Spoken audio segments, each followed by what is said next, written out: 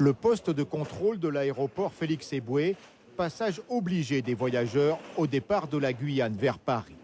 Les passagers franchissent un dispositif de détection des métaux sous l'œil des douaniers. Le nombre de mules arrêtées ici ou sur le chemin de l'aéroport a explosé. 111 en 2013, 135 en 2014, 171 depuis le 1er janvier.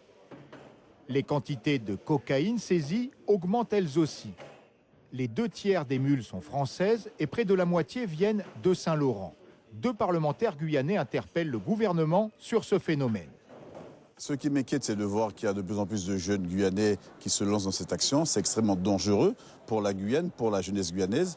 Moi, j'avais saisi Madame la ministre de la Justice et dernièrement, j'ai à nouveau saisi le ministère de l'Intérieur afin de demander l'installation d'un scanner à l'aéroport Félix Éboué pour permettre aux services de mieux lutter contre ces trafics. À Georgetown, à Miami, dans la Caraïbe, il y a des aéroports qui ont des scanners. Eh bien, si on peut mettre en place ce scanner, ça va peut-être changer les choses, en tous les cas, on l'espère.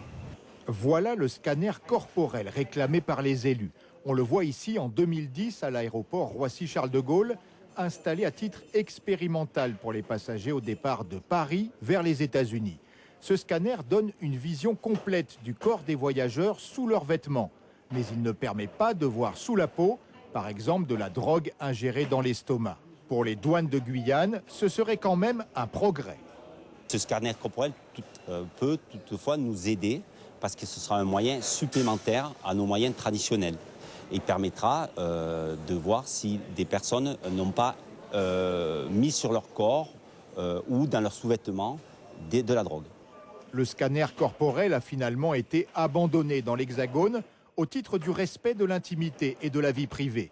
Mais pour le sénateur Antoine Karam, il faut adapter la loi à la situation guyanaise. On continue à faire fonctionner la Guyane comme si on était dans l'hémisphère nord. Tout le monde sait que c'est un lieu de passage entre la Colombie, le Venezuela et l'Europe. Alors il faut absolument mettre les moyens essentiels pour arrêter ce véritable fléau.